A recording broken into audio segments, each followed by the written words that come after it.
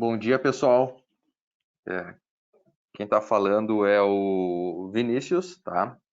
Vamos aguardar mais uns minutos antes de começar esse webinar, porque nós ainda temos algumas pessoas entrando nessa reunião, tá bom? Então, vamos dar uma aguardadinha, ok?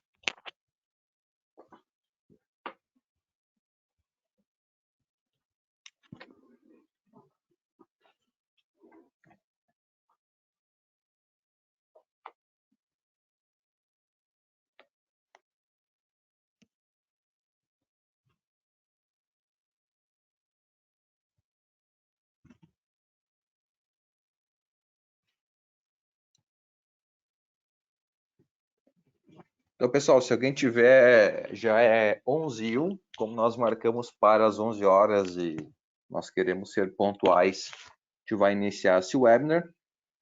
Eu vi que o Cláudio já deu um bom dia ali. Se vocês tiverem perguntas, tá? Vocês podem nos responder, nos fazer essas perguntas ali no chat. Tem uma aba de perguntas também nesse webinar. Quem está comigo aqui hoje é o Marcelo Dinec, que ele é o nosso head de Lantec, tá bom? Então, ele é uma pessoa que vai nos ajudar respondendo as perguntas, porque enquanto eu estiver apresentando, eu não vou conseguir acessar essas perguntas, tá bem? E eu sou o Vinícius Bloso, eu trabalho na engenharia de aplicações da SKA e eu já trabalho com Lantec desde 2011, né? Então, o que eu quero trazer aqui para vocês hoje é um pouco da experiência de como que a gente faz para conseguir automatizar um pouco das tarefas do dia a dia que nós somos obrigados a fazer. Para que a gente precisa fazer isso? Para conseguir deixar nossa máquina cortando lá no fim, mas a gente sabe que ainda tem muita coisa que tem que acontecer antes de gerar o CNC para a máquina. Então, existe uma preparação, importação de peças, conferência de informações. Isso é muito importante ser realizado, tá bem? Então, o conteúdo aqui ele vai ser mais técnico. Eu não vou me aprofundar em features, em como fazer, e sim eu vou mostrar o que pode ser feito. E só para esclarecer que esse não é um webinar de novidades, tá bom? Pode ser que alguma função seja novidade para alguém, mas a ideia desse webinar não é falar de novidades, tá? Então, deixa eu só fazer um teste aqui. Dinec, tu tá me escutando ainda? Tá vendo a apresentação? Certo, Vini, tá me escutando aí? Perfeito, estou escutando muito bem. Tá? Então, iniciando aqui, pessoal. Importante lembrar também, tá? Se vocês tiverem perguntas e for relevante, a gente pode parar esse webinar e responder essa pergunta se for coerente com o assunto, tá? Que a gente está mostrando. E se não for, no final a gente consegue responder e mostrar eventualmente isso para vocês, tá bom? Então podem ir perguntando, tá? Então, qual que é a proposta desse webinar? Nós falarmos sobre como a gente vai otimizar tarefas manuais, tá? E aqui a gente botou tratamento de geometrias, acabamento e configurações de nesting, tá bom? Então, como é que a gente faz isso, tá? E só para exemplificar essas tarefas manuais, a gente dividiu isso em 4 etapas, tá bom? A primeira delas é importação de peças, tá bom? Tratamento de geometrias, que é o segundo ponto. O terceiro são tecnologias de marcação. E o 4 é a gente falar de nesting corte, tá? E antes de começar de forma efetiva, eu gostaria de convidar vocês aí para por uma rápida consulta, tá? Então, vou botar na tela agora. Deixa eu ver aqui. Botei uma consulta para vocês aí na tela, vocês podem votar, tá? Então, por que é isso? É quanto tempo vocês já utilizam o Antec? Até mesmo para eu conseguir balizar algumas informações para que não seja muito raso ou muito profundo, muito avançado em algum tema que talvez não vá fazer sentido, tá bom? Então já tem o pessoal respondendo aqui. Por enquanto que está ganhando é mais de 3 anos, empatou agora entre 1 ano e 2 anos. Vamos lá, 70% das pessoas já votaram. Vamos esperar que ainda tem pessoas votando. Acho que é isso aí. O pessoal já botou aqui, então só para título de curiosidade de vocês, a maioria das pessoas que estão assistindo esse webinar já utilizam há mais de 3 anos, e uma grande parte entre 1 ano e 2 anos, então são pessoas que têm uma experiência considerável já, e a gente vai fazer de tudo aqui para trazer informações que vão agregar, tá bom? Deixa eu fechar a consulta agora. Obrigado por todo mundo que participou, tá bom? Então, voltando aqui. Então, desses 4 assuntos, qual que é o primeiro assunto que eu gostaria de tratar com vocês, pessoal? É a importação de peças, tá? E para facilitar a dinâmica desse webinar, o que foi planejado, nós iríamos mostrar alguns vídeos que foram gravados para isso, mas eu gostaria de mostrar ao vivo isso aí para vocês, como que funciona, tá? Então vamos lá. Vou abrir o Lantec aqui, está aberto. Então quando a gente fala de importação de geometrias, a maioria das pessoas que não tem nenhum tipo de integração, isso aqui é importante, tá? Que não utilizam o Masterlink, que é um importador integrado com RP que nós temos, que a gente não vai falar disso, tá?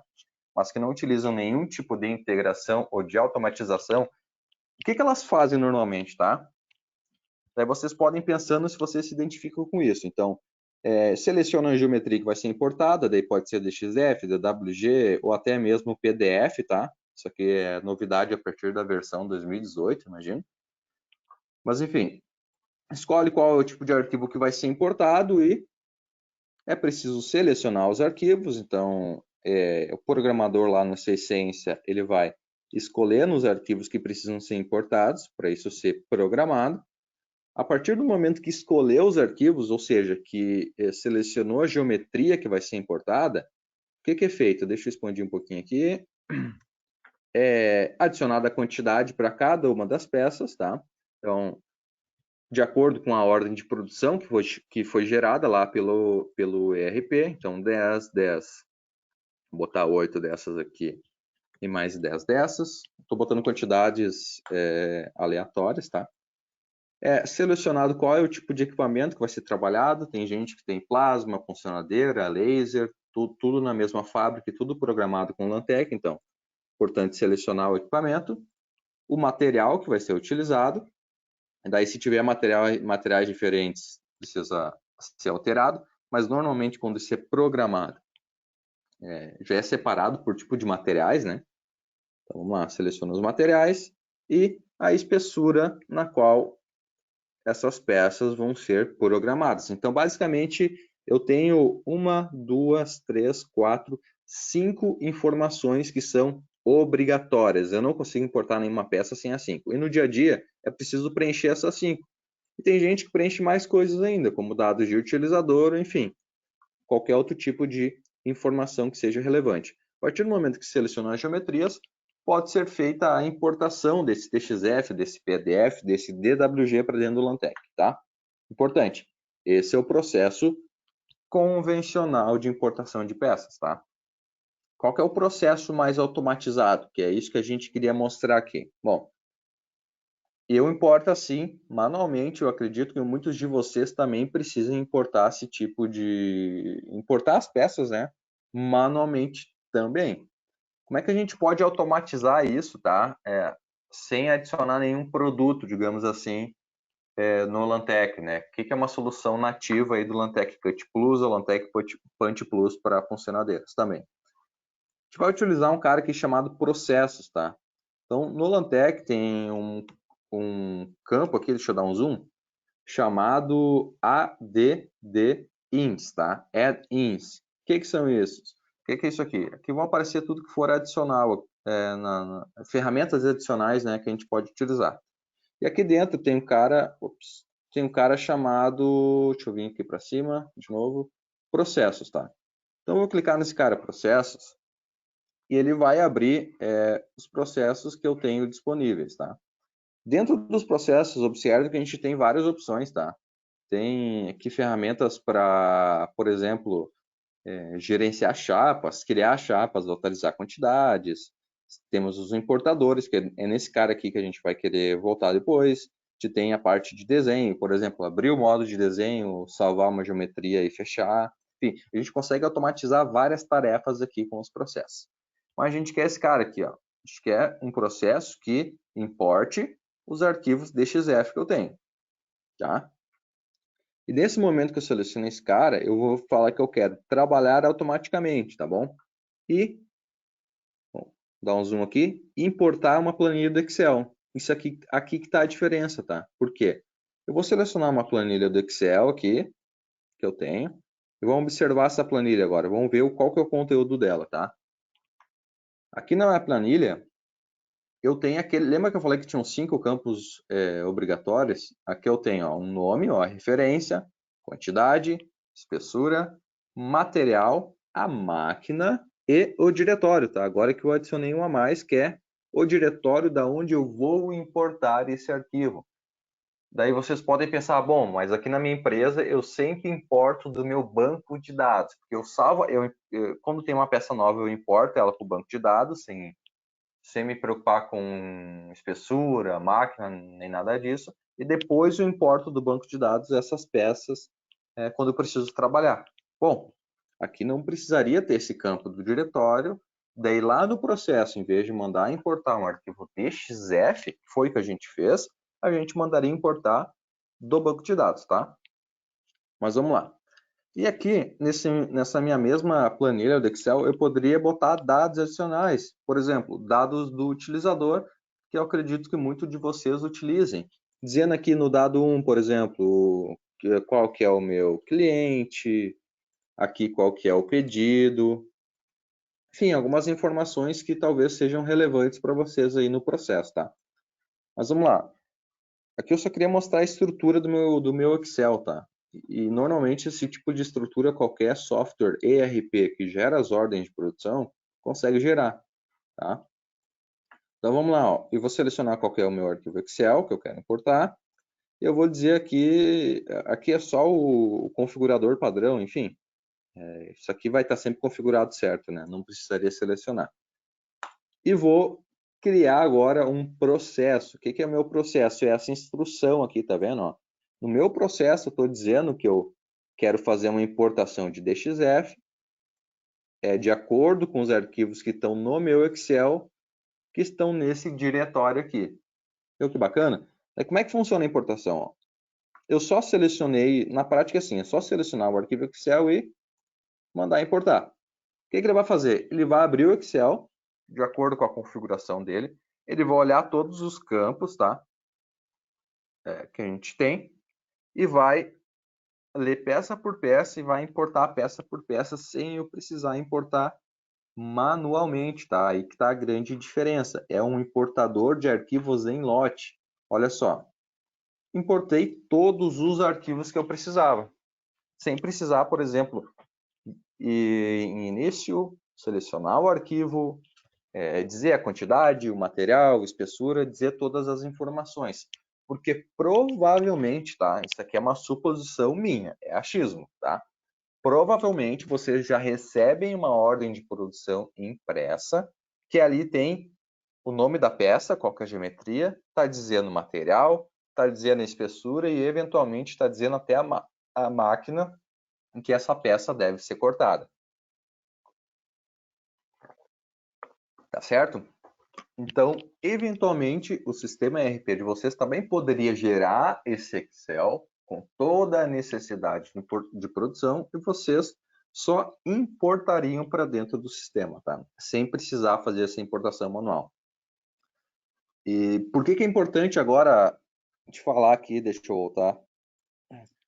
Por que é importante falar da importação de peças, tá? De forma automática, tá bom? Porque quando a gente faz uma importação convencional, ou seja, manual, a gente pode ter erro de digitação, importar a peça errada. Uma peça tem um nome muito parecido com outra, por exemplo. Mudou lá uma vírgula. A gente pode pegar um item errado, pode botar a quantidade errada. Enfim, tem um monte de coisa, tem um monte de erros relacionados à digitação que podem ocasionar problemas, tá certo? E com o importador Excel a gente acaba mitigando esses erros. Então a gente só vai selecionar o arquivo, a informação está dentro do arquivo e importa isso para dentro do sistema. Tá bom? Deixa eu ver aqui se tem alguma pergunta que seja relevante ali. Qual a versão? Alguém perguntou qual a versão do Lantec? Estou usando a 2020, tá? Enfim, estava vendo se tinha alguma pergunta que era relevante aí ao que a gente tinha apresentado, tá bom? Deixa eu continuar aqui agora. Depois da importação de peças, tá? Qual que é um segundo assunto que é bem relevante e importante também? Eu não sei se acontece para vocês hoje, tá? Mas o que pode acontecer? Se eu sou prestador de serviços, ou seja, eu sou um sistemista que eu corto, monto, soldo, entrego pronto o produto do cliente, tá? Ou se eu apenas presto o serviço de corte, se é corte e dobra só, provavelmente vocês recebem geometrias em PDF desse teu cliente, recebem geometrias que são sujas, ou seja, que a geometria de interesse é uma só e a peça que é gerada para mim, o DXF que é gerado, vem com todo aquele detalhamento, né, com a folha de detalhamento lá em vetor, enfim, eu tenho que limpar e ir apagando isso manualmente. Ou até mesmo quando a minha engenharia, se eu não sou sistemista, tá? A minha engenharia gera os arquivos DXF. Às vezes elas vêm com contorno aberto, enfim, isso é um problema, né? Como é que a gente faz para corrigir isso de uma forma mais eficiente, tá? Isso aqui é uma ação bem padrão, tá? Bem padronizada, que a gente normalmente precisa fazer. Mas antes disso, deixa eu importar aqui um PDF para vocês verem, ó. Eu quero importar um PDF, pegar aqui esses exemplos, PDF, eu tenho uma folha aqui desenhada, tá? Uma lateral. Vou importar ela para minha máquina Fiber 2. Material aqui eu vou botar ST42 para eu poder diferenciar depois, tá? Tá aqui o arquivo PDF importado, tá bom? Então, qual que é o primeiro passo? Ó, por exemplo, vamos falar das outras geometrias, tá? Como é que eu faço para verificar se essa geometria ela está íntegra ou não, tá? Como é que eu sei se ela está boa para cortar? Quem trabalha com máquina de corte plasma, por exemplo, sabe que a minha geometria ela não pode ter elementos muito pequenos, tá? Porque depois lá de executar esse corte na máquina, ela não vai conseguir fazer o movimento e pode acabar dando um alarme, tá? Isso é por causa da característica da máquina. Laser é mais difícil porque é um equipamento que tem uma tolerância muito mais apertada, né? Consegue executar movimentos muito menores, tá? Mas é importante também. E outro ponto é que a gente não pode ter geometrias abertas nas peças, né? Então eu vou abrir todas as peças agora no modo de desenho. E eu vou começar a procurar por problemas nessas minhas geometrias. Então, qual que é a primeira coisa que eu vou fazer aqui? Qual que é o primeiro passo, tá? Vou em verificar peça, ó, todo no menu início. Primeiro menu, quem usa o Lantec sabe, então tem todas as ferramentas de desenho aqui. Então vou no menu início e verificar peça, tá? Se tu botar o mouse em cima, ele vai dizer, ó, verificação da geometria de uma peça. Mas a gente pode verificar todas as peças ao mesmo tempo, tá? Cliquei ali em verificar peças. Deixa eu tirar o zoom agora, tá? Eu quero verificar tudo, ou seja, todas as geometrias. Botão direito, confirmei aqui. E o que eu quero verificar, pessoal? Isso é importante, ó. Só de eu mandar verificar a minha peça, ele já diz. Isso aqui eu imagino que vocês já conheçam, tá? Eu tenho 17 peças, 33 contornos fechados, mas eu tenho um aberto, tá? E eu quero aqui, ó, inserir pontos somente nos contornos abertos. Porque se eu botar o mouse aqui, mais para baixo, aqui em número de elementos pequenos, eu sei que eu devo ter uma geometria muito quebrada aí, ó, porque eu tenho quase 6.000 elementos. Isso também é um problema, tá? Elementos pequenos, tá? Então, primeiro é o seguinte, eu quero só verificar os contornos abertos. Vamos fazendo por partes, tá? E terminar. Então, ele vai botar um pontinho azul onde que eu tiver um problema. Então, ele botou o ponto azul aqui, tá bem? Então, a primeira coisa que eu vou fazer, eu vou aproximar para ver o que é isso aí. Ó, vou dar mais um pouquinho de zoom para a gente saber como corrigir, tá? Então, eu estou vendo aqui que eu tenho uma linha que ela está desencontrada. Mas eu não sei, por exemplo, se essa linha ela deveria ser ligada assim, com um chanfro, né? Ou se esse elemento deveria ser ligado de uma forma reta, né? De um lado para o outro. Então, encontrando aqui um cantinho a 45 graus. O que a gente pode fazer é pegar isso aqui, ó, e olhar aqui na geometria de baixo para ver como é que tá. Mas isso aqui não tem nada a ver com a ferramenta, tá? Eu só estou conferindo como que a geometria deveria ser. Bom, aqui está ligado reto e reto, então eu sei que no lado de cima também deveria ser reto e reto, tá? Ó, como eu fiz aqui, conectei as duas geometrias. A partir desse momento, deixa eu voltar com zoom, tá? O pontinho ainda está ali, então o que eu vou fazer? Eu quero pedir para o Lantec verificar novamente. Então, vou mandar ele verificar tudo e...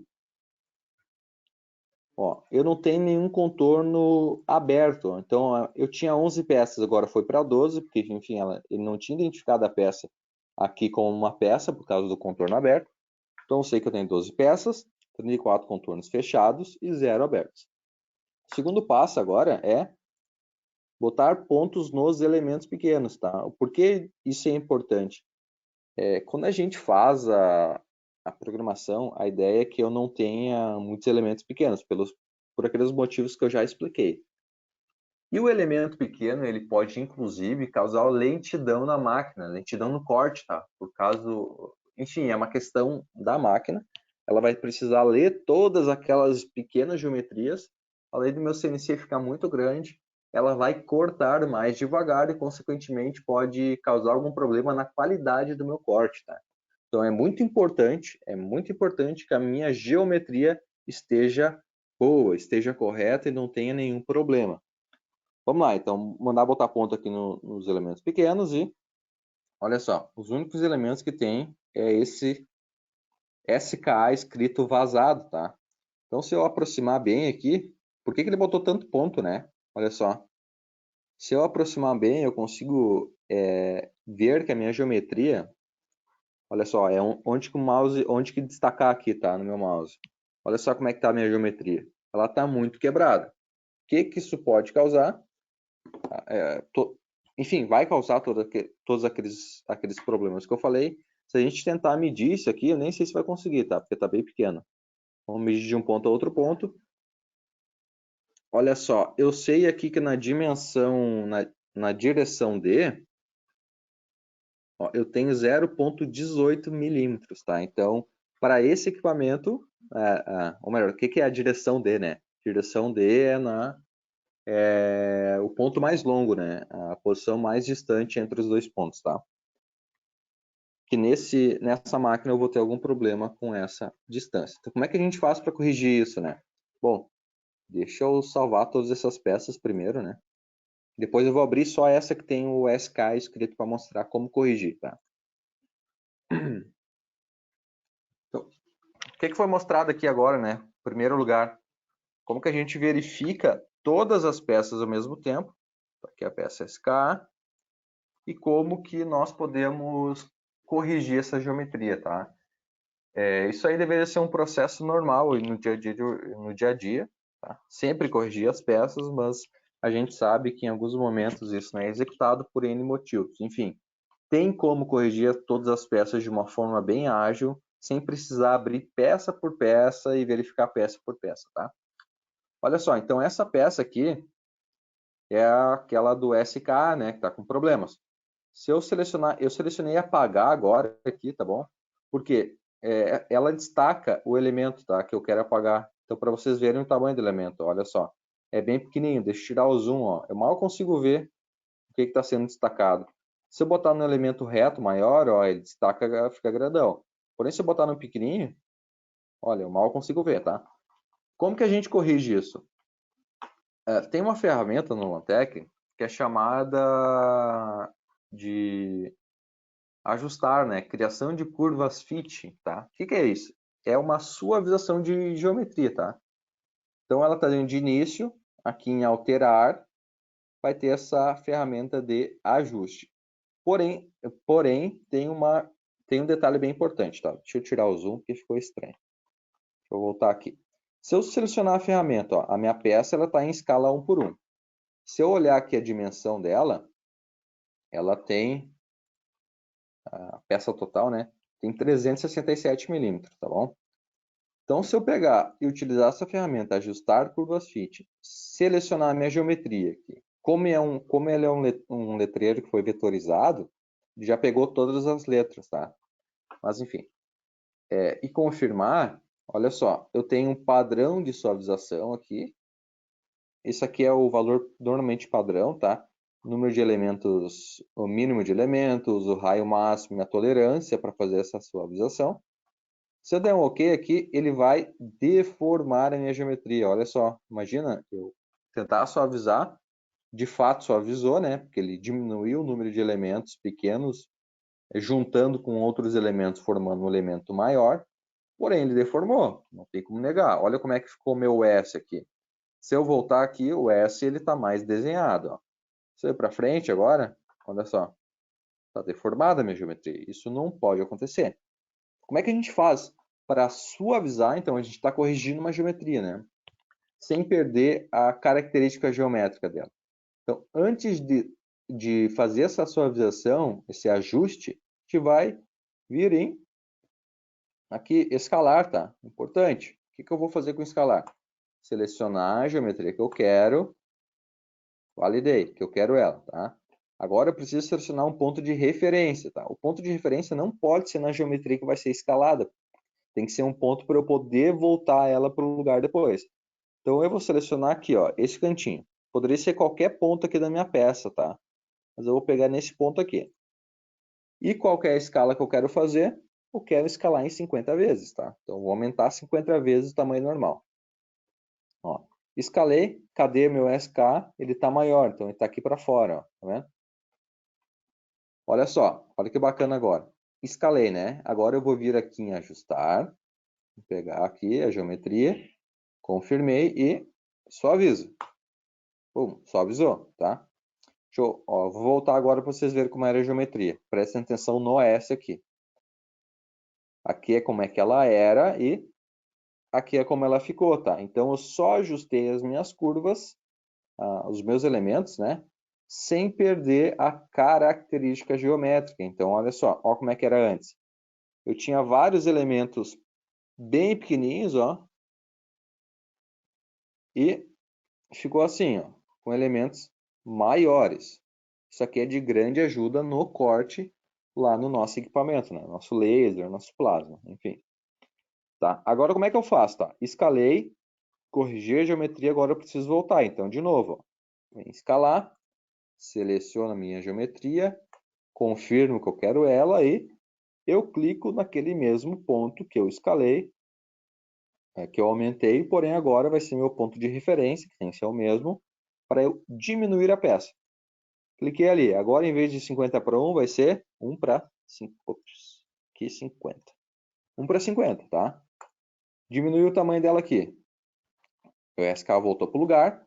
Agora, ó, se eu vir em selecionar a geometria aqui, estão vendo? A minha geometria está muito melhor e eu não tenho, ela não está deformada e eu não tenho aqueles elementos pequenos, pessoal. Então, qual que é a importância disso, tá? Para vocês aí que vão cortar o logo de alguém, são prestadores de corte, por exemplo, querem cortar o logo que o cliente mandou na geometria, é sempre bom suavizar. Mas o importante também é saber como suavizar essa geometria para não ter um problema de deformação, porque tu imagina, tu suaviza ela, tu não presta atenção, daí tu corta lá um lote de 1000 peças, chega no cliente, está todo errado, o logo está deformado. Bom, isso é um problema gigante, né? Então é sempre bom tratar muito bem a geometria antes de cortar, para que a gente não tenha problema. Então essa é a importância desse tópico aí lançado nesse webinar, que é o tratamento de geometrias. Garantir que ela é uma geometria boa, entre aspas, né, que ela está íntegra, e garantir que todos os elementos geométricos correspondam com o que foi solicitado, né? Deixa eu salvar ela aqui. Agora, o outro ponto no tratamento de geometrias é o seguinte. Lembra que eu importei esse PDF? Olha, tá aqui, tá? Era um PDF que eu selecionei aqui. PDF lateral, né? Lateral, tá aqui a geometria. E eu peguei e importei ele, tá? Ali ele disse que eu não conseguia importar uma imagem, enfim. Tá aqui dentro. Então, o que eu vou fazer? Eu vou abrir essa peça no meu modo de desenho. Tá? Ó, tá aqui a minha geometria. Qual seria o meu processo convencional, pessoal, para limpar essa geometria? Daí vocês vão acompanhando aí para saber se vocês fazem parecido ou não, tá? Ó, vim apagar, daí eu vou selecionar aqui os pedaços dessa geometria. Ah, importante, antes mesmo conferir a escala, né? Ah, não tem, aqui, essa aqui não tem nem escala, enfim, usar um para um. Ó, seleciono as geometrias que eu quero apagar, cuidando para não pegar nada da peça, né? E vai apagando, tá? Então aqui a gente vai apagando as geometrias. Só que o problema é fazer isso. Isso aqui, essa peça, ela é extremamente simples, tá? Não tem nada de complexo, de cotas complexas, tá? Isso aqui até é rápido para eu ir apagando essa minha geometria. Deixa eu fechar esse meio aqui, tá? Porém, como é que a gente faz para fazer isso mais rápido, tá bom? Deixa eu voltar ela aqui. A partir do Lantec 2018, 2019, não tenho certeza, tá? A gente tem uma ferramenta chamada detectar peça. Olha que bacana. Ó. Eu quero fazer a detecção da peça de forma semiautomática, tá? E essa ferramenta daqui, ó, menu início. De novo, eu estou no modo de desenho, tá? Menu início, detectar peça, tá? Vou pegar aqui semiautomático. O que eu tenho que fazer? A partir do momento que eu seleciono essa ferramenta, ele pede uma geometria da minha peça, tá? Então ele está pedindo assim, agora eu tenho que selecionar uma geometria da tua peça, que seja da peça mesmo, externa, para fazer essa importação. Então eu vou pegar esse ponto aqui. Olha o que ele já fez. Ele já apagou aquele monte de geometria que eu tinha externa da minha peça, tá? Agora o que eu posso fazer também? Olha só. Eu tenho contorno aberto aqui, estão vendo? Todos esses pontos aqui que não são fechados, tipo essas linhas aqui, essa linha de centro, essa chamada aqui de cota, enfim, essa chamada de furo, são geometrias abertas. Então, o que eu vou mandar? Eu quero apagar essas minhas geometrias abertas. Eu vou mandar a ferramenta fazer de novo. Ó, aí a gente já teve uma questão importante. Por quê? Porque o meu furo ele estava sendo cortado, tá? Por uma geometria. Então, o que eu vou fazer? Vou mandar ele voltar aqui, tá? E aqui, deixa eu apagar essa geometria aqui. É essa aqui que eu estou com problemas, tá? Deixa eu apagar ela aqui. Vou apagar ela aqui. E vou mandar fazer de novo, tá? Então, é o seguinte. Vou mandar detectar minha peça. Selecionar uma geometria externa. E ele vai tentar limpar ela o máximo possível, tá? Isso aqui é uma baita mão na roda, um baita auxílio para quando a gente está trabalhando com geometrias sujas. Eu vou mandar ele repensar, olha só. Ele fez ali. Por que não apagou esses caras pequenininhos aqui? Porque são fechados. Apesar de ser uma chamada de cota, ela foi... Essa chamada, essa linha de cota, ela foi... quando foi gerado lá, enfim, virou um vetor e está aqui. Mas observe, a minha peça está quase toda limpa agora. Então eu confirmo que ela está boa sim. E eu só preciso selecionar agora essas geometrias que eu quero apagar, que foram aquelas que o sistema não conseguiu tratar por serem geometrias fechadas, tá? Então ele nunca vai apagar uma geometria fechada, porque senão poderia acabar apagando um pequeno furo, um pequeno detalhe da peça, enfim. E eu tô com a minha peça limpa aqui, pessoal, sem precisar apagar linha por linha, apagar geometria por geometria. Então, imagina aí que vocês receberam uma demanda de produção e veio tudo em PDF ou veio um DXF com um detalhamento, igual a gente tinha aqui no início, tá? A gente poderia abrir todas essas peças no modo de desenho e fazer a detecção e limpeza delas, de todas elas, tá? Ao mesmo tempo, sem a necessidade de ficar selecionando linha por linha, peça por peça, enfim. A gente acaba economizando um tempo aí precioso no nosso dia a dia na programação, né? Bom, isso aí que a gente queria falar sobre tratamento de geometria. Espero que tenha ficado claro essa parte, tá? Isso é bem relevante, é bem importante, enfim. Se vocês não aplicam essas estratégias hoje de verificar todas as peças, recomendo fortemente que comecem a fazer isso, né? Para garantir uma peça boa, ou confiem fielmente na engenharia de vocês para eles estarem mandando geometrias corretas sem ter nenhuma aresta aberta, nem nada do tipo, tá bom? Vamos seguindo, pessoal. Então, um terceiro ponto aqui que a gente queria abordar Vini, é... Oi. só tem duas perguntas ali, acho que seria importante tu ressaltar.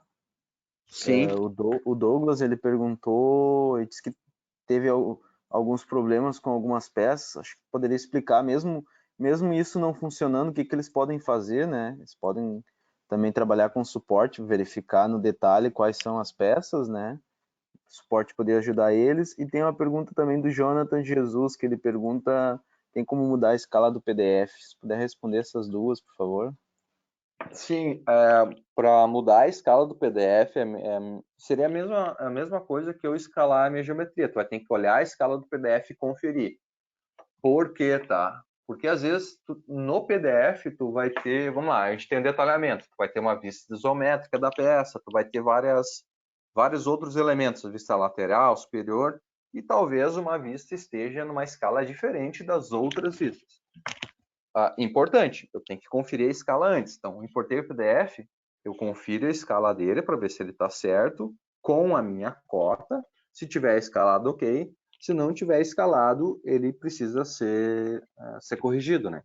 Então, uso a ferramenta escalar do Lantec enfim, eu vou mudar a escala daquela geometria para bater com a dimensão original da minha folha, né? Do meu detalhamento. E a outra pergunta do Douglas, né, que falou, era sobre a ferramenta de... Eu não entendi qual ferramenta que não deu certo, a Suavizar ou, enfim, outra ferramenta que não pegou Isso, certo? ele menciona que tentou utilizar e teve alguns problemas, né? Tá, entendi. Aí, isso. Tá, quando a gente tem problemas, isso pode estar relacionado à configuração do Suavizar, enfim. Eu não tem como responder agora o que poderia fazer ou por que não funcionou. Mas como o Marcelo Dinek colocou, sempre que vocês tiverem um problema que não deu certo aquela ferramenta, porque ela funciona, tá, pessoal? Funciona muito bem. Vocês devem acionar o nosso suporte para eles descobrirem o que aconteceu, tá? Porque se tiver dando errado e for um bug, tá? For algum problema lá no software que de uma versão para outra não funcionou tão bem, a Lantec corrige, tá? Se for algum problema de configuração, o suporte testa e corrige. Então isso que é importante. Tiveram problemas com alguma dessas ferramentas que eu estou mostrando, ou qualquer outras ferramentas, podem mandar para o suporte. Não precisa ser só assim, teve uma mensagem de erro, vou mandar para o suporte. Se não souberem usar uma ferramenta, podem e devem mandar para o suporte também, que eles vão ajudar para que vocês possam extrair o máximo das ferramentas do Lantec. Certo? Certo, obrigado, Vini. O Jonathan Beleza. complementou a pergunta dele ali sobre a escala do Tá. PDF. Se eu receber a escala em 2 por 3, tem como eu mudar de 1 para 1? Como fazer? Entendi. Se ela tá do 2 para 3, então vai ser quase 1 para 1,5, tá? Então só tem que mudar a escala ali. Enfim, na ferramenta de escalar não tem uma. Vou até mostrar aqui para vocês que isso é interessante, tá? bem colocado até. Vou abrir essa peça aqui. A ferramenta de eu voltar para a escala, ela não tem uma opção assim, ó. Eu, por exemplo, selecionei aqui, vou pegar esse ponto aqui, eu não consigo dizer, ó, qual que é a escala original e qual é a escala para qual eu quero ir, tá? Não tem essa opção. Eu vou ter que mudar a minha escala. Se eu souber que eu tenho que dobrar de tamanho, eu vou botar aqui 2:1, tá? No teu caso, e tá 2:3, teria que ser 1,5:2, né? 1,5:1, na verdade, né? Então, eu teria que aumentar a escala em 1,5 vezes. Mas isso aí tem que ser calculado, tá? A ferramenta não vai te dar pronta essa informação. Tu vai ter que decidir como é que tu quer fazer, certo? Até uma sugestão interessante, tá? Isso aí a gente poderia até mandar como sugestão para conseguir ter essas opções de escala de uma forma um pouquinho mais intuitiva, né? Até vou anotar aqui. Pronto. Tá? Se a gente for falar em tecnologia, daí agora mudando da correção de desenhos para tecnologia, eu queria focar em tecnologia de marcação aqui, tá? Não é nem tecnologias de corte com velocidade diferente, e sim marcação daquele tipo. Trabalho com uma máquina plasma ou uma máquina laser, tá? Eu recebi um furo no meu desenho que é menor que o diâmetro da minha, que o diâmetro não, desculpe, o diâmetro do meu furo é menor que a espessura da minha chapa. Isso é do processo de corte, tá? E vocês já devem saber. Alguns diâmetros de furo, de acordo com a espessura da chapa, eles não podem ser feitos. Por que não podem ser feitos? Talvez vai ficar ruim o furo, porque o processo não contempla isso. A gente sabe que plasmas mais novas já tem N tecnologias para conseguir chegar perto de uma qualidade boa nesse tipo de caso, mas a gente também sabe que algumas máquinas, por questão de já serem mais usadas, já terem desgaste de componentes, não conseguem mais fazer esse tipo de furação. O que é feito daí? Normalmente a pessoa vai lá no modo de desenho, marca o furo, enfim, faz algumas marcações diferentes para que isso possa ser efetivamente marcado lá na máquina, gravado, né? Ou o furo todo, ou somente o centro dele, para que seja uma indicação do próximo processo. Por exemplo, estou marcando esse meu furo que ele é menor que a espessura da chapa. Daí vai ter que ir lá para uma furadeira manual e a pessoa vai ter que furar isso manualmente, tá? Isso aí é o que acontece. Como é que a gente consegue trabalhar com isso de uma forma mais automatizada, tá, pessoal? Então, deixa eu voltar aqui, vou pegar aqui meus elementos pequenos, eu já tenho uma peça desenhada, tá? Deixa eu mostrar lá para vocês. A espessura da minha peça, deixa eu voltar aqui, ó. A espessura da minha peça, ela tem, da minha chapa, né, do elemento, tem 12,7 milímetros, tá? 12,7 milímetros é meia polegada, mais ou menos. Então, é isso aí que a gente quer trabalhar, tá? E, deixa eu voltar aqui, se eu olhar para a minha peça aqui, se eu fazer uma rápida conferência, ó, se segurar o Ctrl mais Alt junto e botar em cima da geometria, ele vai te mostrar a característica dela. Então, ali, ó, a gente tem raio diâmetro, raio 5, diâmetro 10, tá? Só, se eu ir para uma aresta aqui, tá me mostrando o comprimento da aresta e a qualidade de corte. E eu sei, ó, que como a minha chapa tem 12,7, deixa eu botar uma cota aqui, né? Para vocês saberem. Ó, e essa é grandona. Eu sei que ela tem 12,7, meu furo tem 10 milímetros. Então, num processo convencional, dependendo da minha máquina, eu não posso fazer uma furação direta, teria que fazer a furação em outro processo, tá? Deixa eu apagar essas cotas aqui. Qual que seria o processo convencional aqui? O que eu precisaria fazer? Importar a peça por peça, verificar o tamanho dos furos, e manualmente aqui, por exemplo, ó, vou botar a tecnologia de gravação aqui, tá? Nesses furos, que eu sei que são furos pequenos. Então, manualmente, eu precisaria fazer isso, tá? Para gravar esse processo, ou até mesmo, de repente, botar aqui um pontinho ali no meio do furo, estão vendo? Para que eu possa dar apenas um tiro lá para marcar o centro, tá? Mas, enfim, deixa eu voltar aqui. Deixa eu voltar a gravação. Eu voltei até não ter mais gravação nenhuma. Então, como é que a gente consegue fazer e configurar por máquina qual que é o tamanho de furo que ele deve gravar ou não, tá bom, pessoal? Então, deixa eu fechar aqui essa peça. Então, como é que a gente faz isso, tá? Isso fica na configuração da minha máquina. Então, eu vou vir em gerenciar máquinas, ó. Eu estou usando a Plasma 2. Vou pegar a Plasma 2 aqui e configurar. Importante, essas configurações são por máquina, por material e por espessura. Por que isso é legal? Eu posso ter um plasma de alta definição, novinho, que ele consegue fazer esse tipo de furo. Porém, eu posso ter um outro plasma mais antigo que não consegue.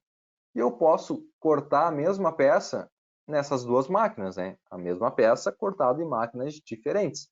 Então, uma máquina eu posso configurar para ele só gravar e não fazer o furo. Em outra máquina eu vou deixar sem configuração nenhuma para ele cortar todos os furos, tá? Isso aí que é legal. Ó, então, de novo, ó, fui em gerenciar máquinas, vim em sistema, dependente de material e espessura, vou botar aqui para baixo, ó. Trabalhando com material 1020, como eu não tenho material discriminado aqui, eu só estou usando a espessura, né? Ó, pegar a espessura de 12.7. Se eu olhar aqui, ó, de 12.7, eu vou olhar aqui na minha espessura mínima, ó, 12.6 a 15. Então, a minha espessura de 12.7 está entre 12.6 e 15.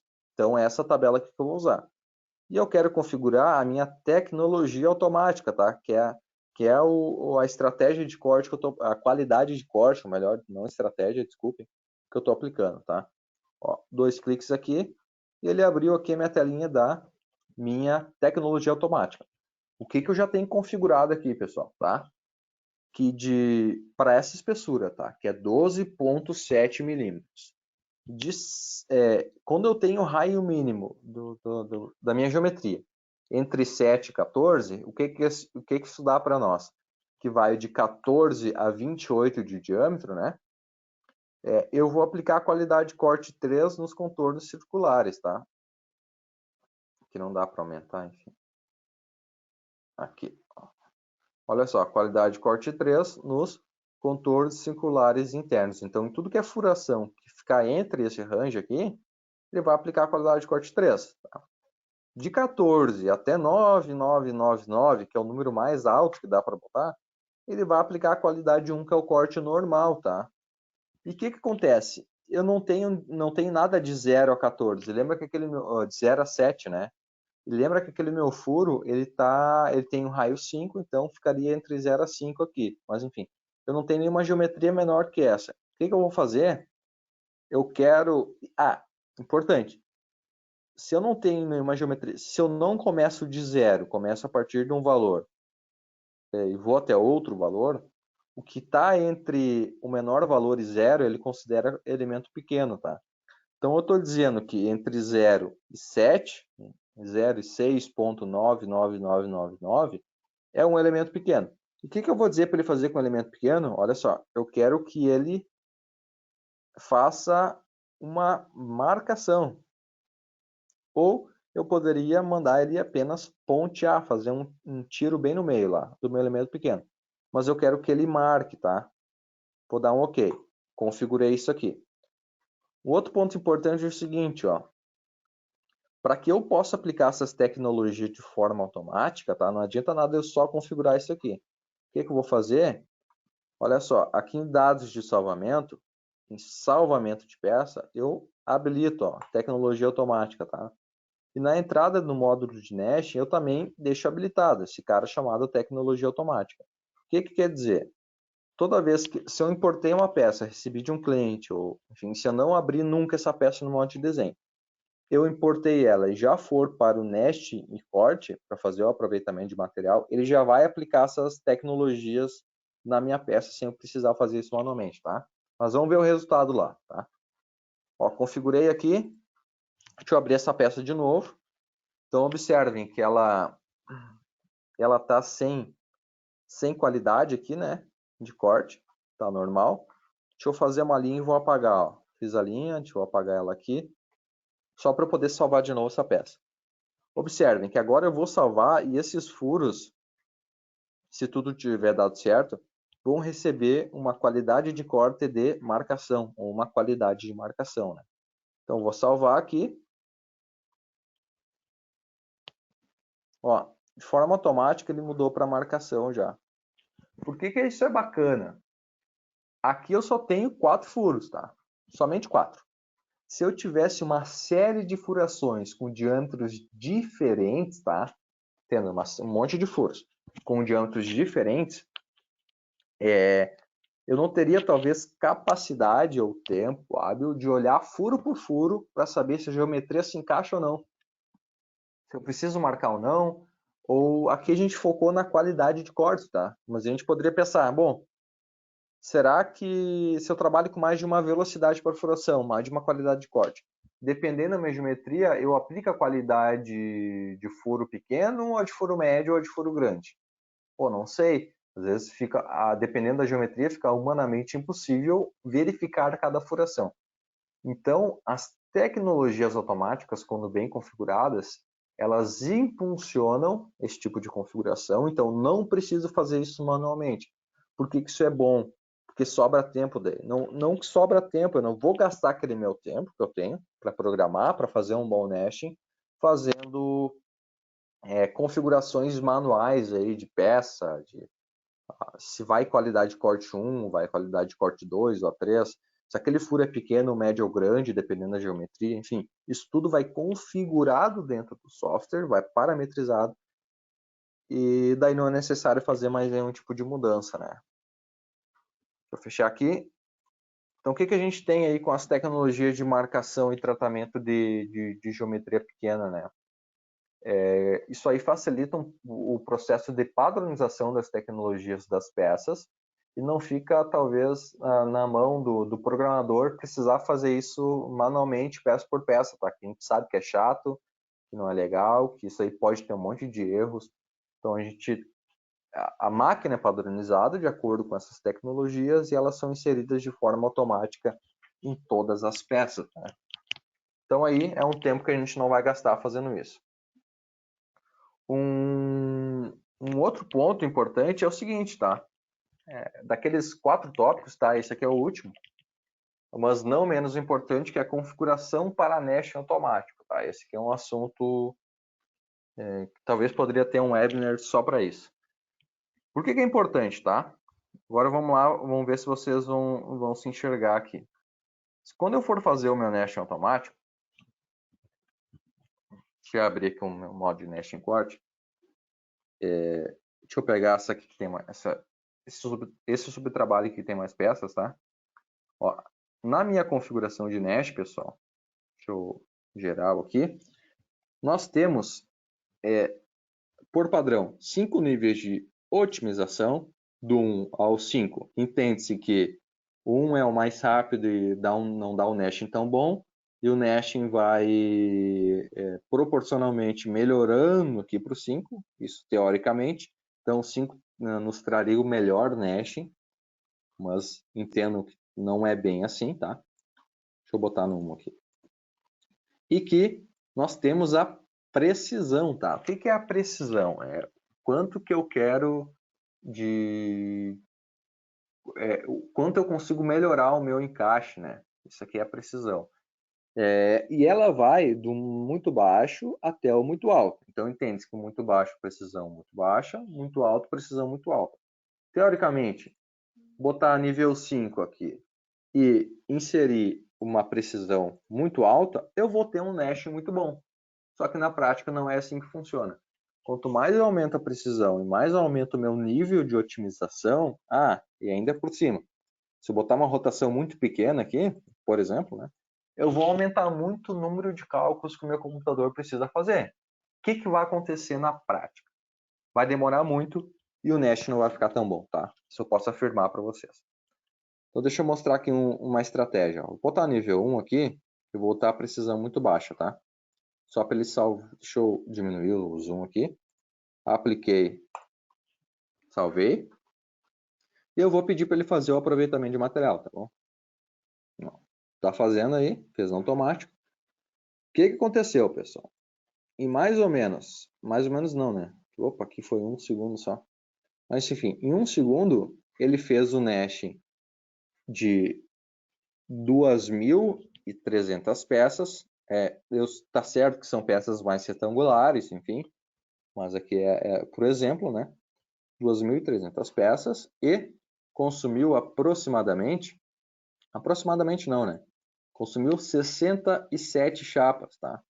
Bom, fez muito rápido, mas talvez o meu nashing não tenha ficado tão bom. E isso é um problema. Por quê? Eu posso estar gastando mais material que eu deveria gastar. E se eu estou produzindo alguma coisa para mim, né, se eu não sou prestador de serviço, né, e se eu for prestador de serviços e eu estiver cotando, fazendo nashing para fazer um orçamento de corte, por exemplo, talvez eu vá perder, porque consumiu muita chapa, tá? Qual que é a estratégia, então? Em vez de eu botar aqui, ó, no nível 5 e botar muito alto, isso aí vai consumir muito tempo computacional e não vai ser legal.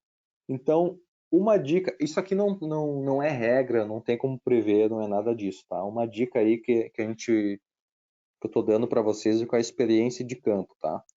Deixem a precisão no normal ou alto e trabalhem no nível de otimização, tá? Porque não adianta, por exemplo, eu ter o nashing no nível 1 aqui de otimização e a precisão muito alta. Não vai ficar bom, vai consumir tempo, não vai ficar bom. Não adianta eu ter que um Nash nível 5 e a precisão muito baixa. Vai consumir muito tempo e não vai ficar bom também, tá? Então o que é? Vai aumentando o nível aqui, por exemplo, deixa no normal, daí ele vai fazer mais rápido e vai ficar melhor também e não vai consumir tanto tempo computacional, né? Deixa eu botar rodar de novo aqui agora, com o normal. Aproveitar, vamos ver se tem uma pergunta aqui.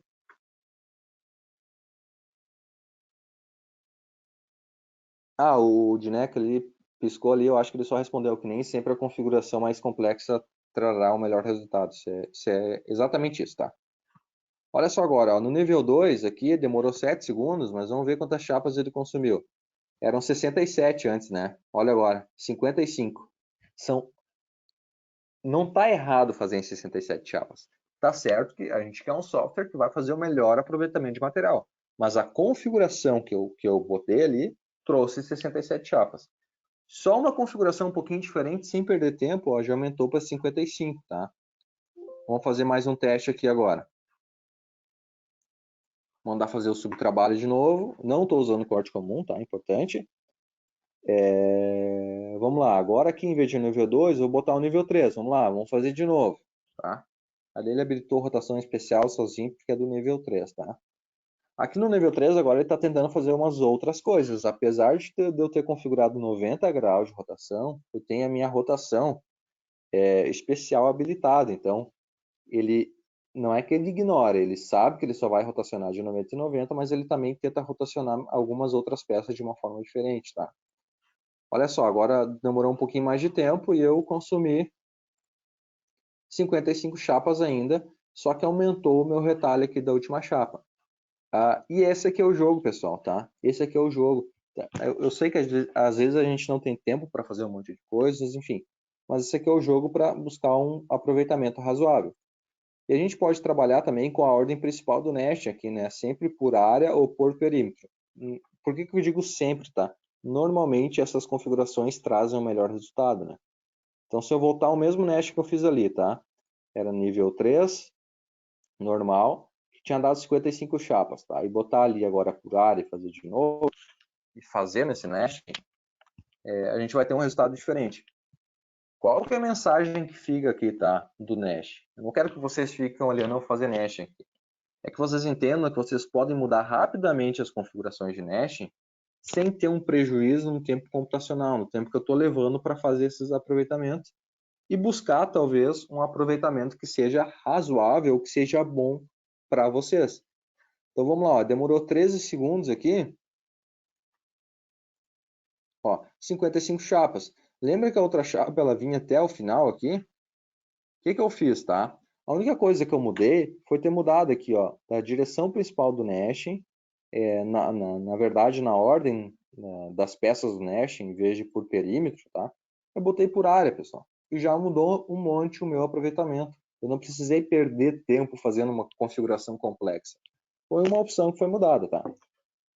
E a gente poderia aqui, por exemplo, no nível 3, botar uma precisão um pouco mais alta e mandar fazer de novo esse aproveitamento. Então, qual que é a ideia, tá?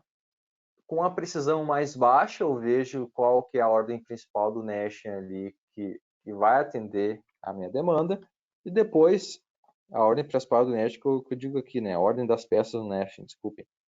Eu deixo uma precisão baixa e um nível ali pelo nível 3 ou nível 4 e vou trabalhando nessa faixa, tá?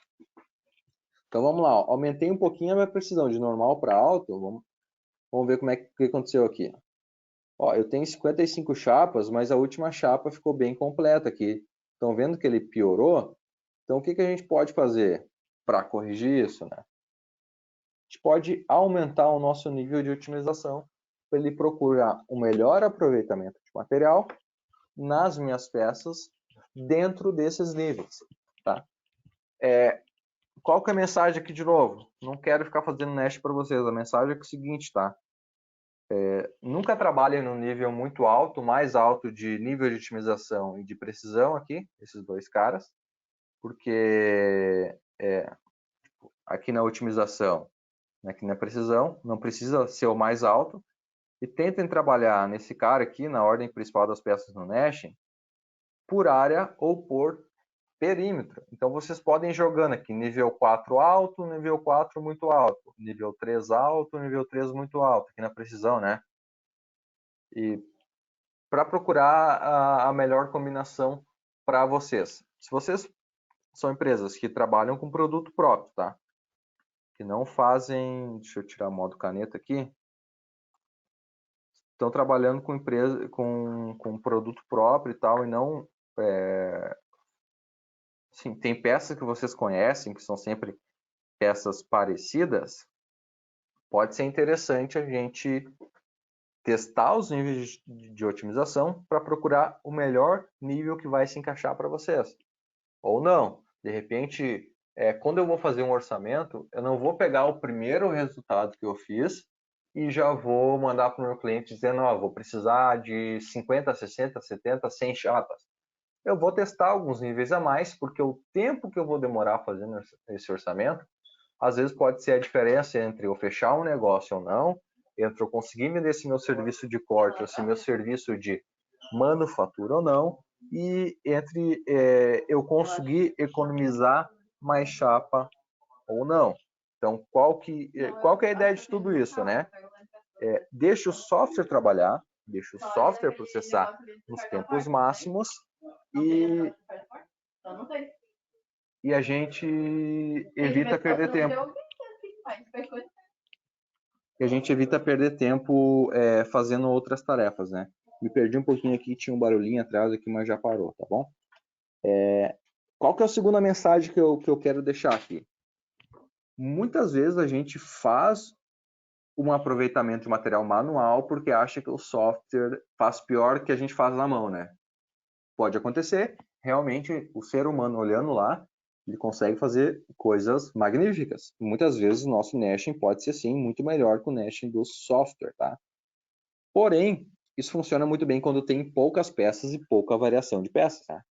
Quando eu tenho muitas peças e muitas peças diferentes, é muito difícil a gente conseguir olhar para todas aquelas peças e buscar o melhor aproveitamento de material, porque tem muita variação ali.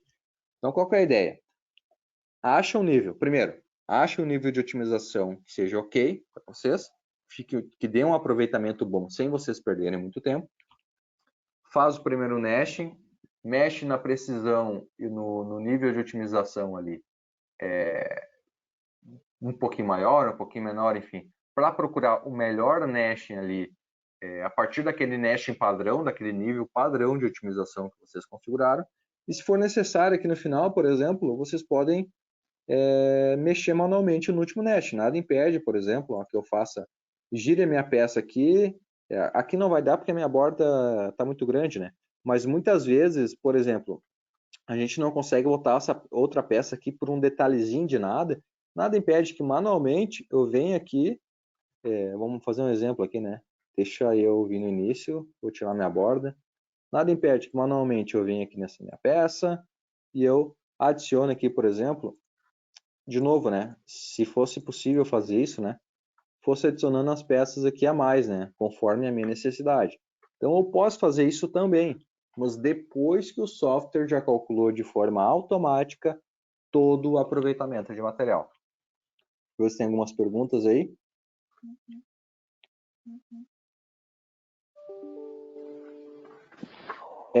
Um outro ponto, pessoal, que a gente gostaria... O que eu queria mostrar aqui para vocês disso, tá? O que eu queria mostrar aqui disso, desse webinar, era isso aí, tá? A gente falou sobre importação de peças, tratamento de geometria, tecnologias e, por fim, a gente falou do nashing, tá? Do nashing automático. Vocês têm algumas perguntas, vocês podem botar no chat ali. A gente já estourou o tempo, né? Em 5 minutos. O Dineco vai nos ajudando, vai respondendo. Mas um último ponto aí, como uma cereja do bolo, por exemplo, isso não tem nada a ver, tem a ver, mas não, tá? Tecnicamente é um módulo, é um produto, tá? Isso não está disponível nas licenças que vocês têm hoje. É o Ultra Nashing, tá? O que é o Ultra Nashing? Vamos pegar aqui, deixa eu mostrar para vocês aqui. Ó, consumiu 55 chapas, tá? Eu vou fechar esse meu Nash aqui, tá? Deixa eu voltar aqui de novo. E eu vou habilitar uma ferramenta chamada UltraNash. Esse é um módulo à parte, precisa ser adquirido, tá? Mas ele roda a partir do Lantec 2020. Só vou habilitar esse cara aqui para ele fazer o aproveitamento de material usando essa ferramenta, tá? O que esse cara faz? Eu não tenho muitas configurações, eu só vou dizer o tempo máximo que eu quero para o Nash e que ele vai demorar, né, para fazer o Nash, obviamente, e a minha peça eu tenho que estar configurado na minha peça se alguma peça pode rotacionar ou não, né? Por exemplo, ó, pegar esse cara aqui e vou mandar fazer o aproveitamento de material. Aqui como padrão, olha só, ele já fez todo o nashing, tá? Se observar aqui, ele já criou todas as chapas.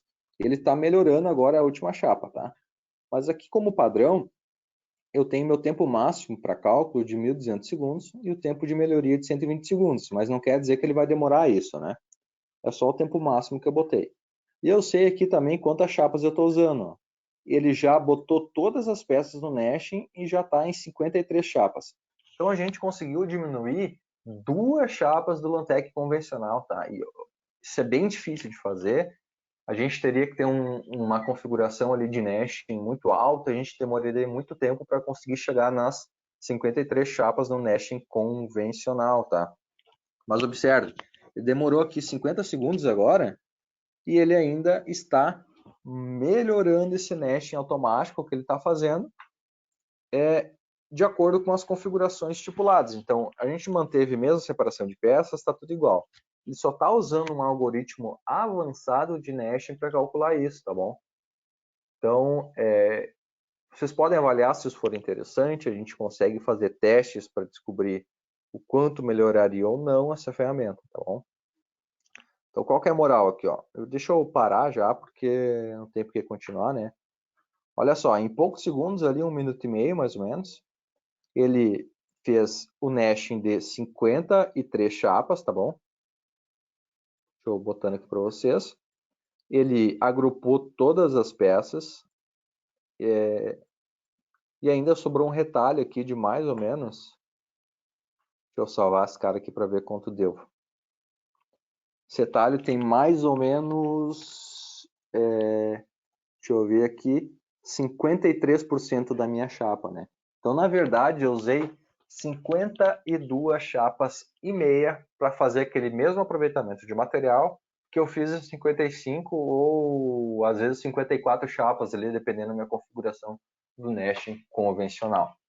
Então, é uma ferramenta bacana, uma ferramenta adicional que, enfim, está disponível aí no Lantec a partir da versão 2020, né? Deixa eu ver se tem alguma pergunta aí. Alguém tem mais alguma pergunta, pessoal?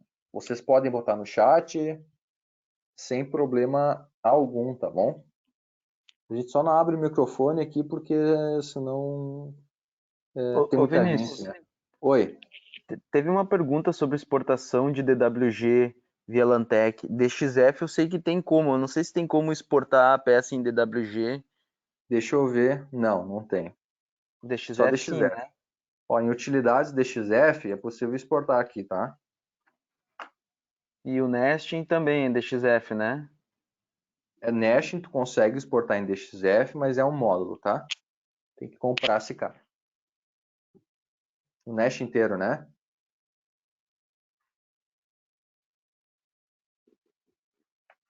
Tem uma pergunta ali do Douglas sobre o. Acredito que é o Ultranest. É possível disponibilizar uma semana? Douglas, eu acho que vocês estão na versão 2018 ou 2019. A gente consegue disponibilizar um computador da SKA e acompanhar vocês ou fazer uma visita para a gente fazer alguns testes baseado no trabalho de vocês junto com o Ultranest, entendeu? Aí a gente É só consegue. Pode complementando o que o complementar, Vini. Dinek está falando aí, qual que é o processo que a gente está fazendo convencional, né? Vocês podem exportar os trabalhos do Lantec que vocês querem testar. A gente importa aqui na mesma configuração de máquina de vocês, só habilita o Ultranashing, roda de novo e compara com o Nashing que vocês enviarem, entendeu? Vocês podem mandar o trabalho, aqui normalmente quem está fazendo isso sou eu, te roda o Ultranashing e informa para vocês qual foi a diferença aí de consumo de material, né? Mas isso tudo tem que ser, isso é bem importante, tá? Isso tudo pode ser alinhado com o representante comercial aí da região de vocês, que eles organizam tudo isso aí, nos mandam essa demanda e a gente aqui a gente define o que, que é mais fácil de fazer. Se a gente roda o teste aqui ou se de repente a gente disponibiliza, vocês acessam um computador nosso, fazem vocês mesmos os testes, né? Até mesmo por causa da versão, né? Só roda na versão 2020, então muitos de vocês ainda não estão no 2020 e para fazer esses testes em loco, né? Vocês com uma licença seria mais complicado. Mais alguma pergunta aí? Eu não estou achando o painel de perguntas aqui, mas acho que tu tá vendo ela, né?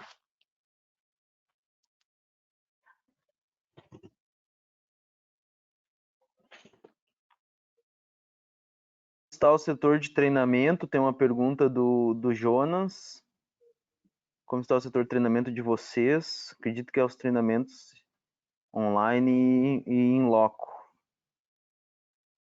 Tá, não sei. Tá Está funcionando, ocorrendo né? normalmente. Isso aí eu acho que tu pode responder, né, Dinek? Tu coordena isso aí, ou parte dos treinamentos externos aí, como é que tá funcionando? Depende da localização, né? A gente está verificando todo o quesito de segurança, dependendo da localização, a bandeira que o cliente está trabalhando, mas a gente está realizando treinamento. A gente só alinha junto com o cliente a melhor forma de fazer isso em segurança.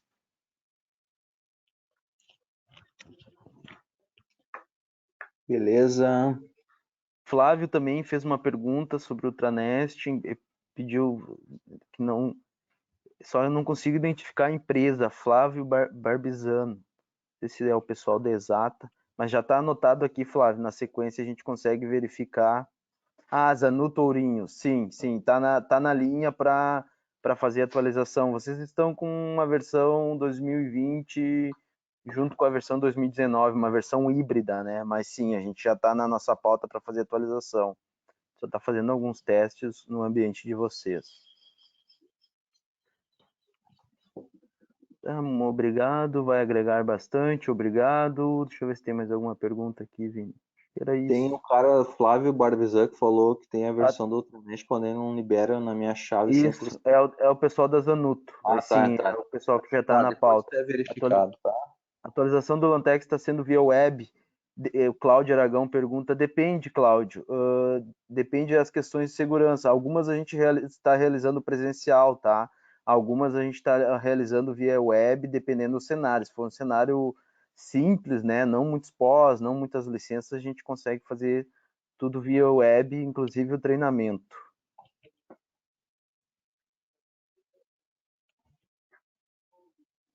Tá, Flávio, a gente vai dar uma Muito verificada boa nisso a aí. apresentação, Yuri. Obrigado, Yuri Alves.